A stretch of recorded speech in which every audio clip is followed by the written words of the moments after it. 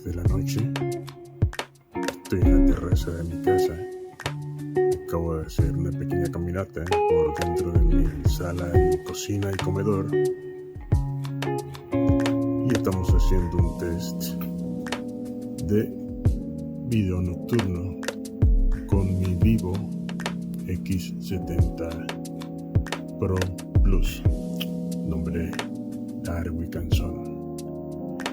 Entonces, esta es la grabación de video nocturno. Está realizado en 1080, 60 fotogramas por segundo.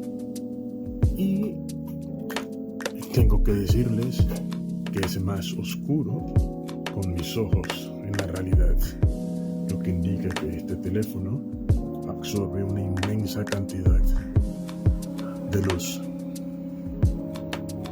Y es espectacular. Bueno, ya, de esta forma me despido. Chao, y espero sus opiniones.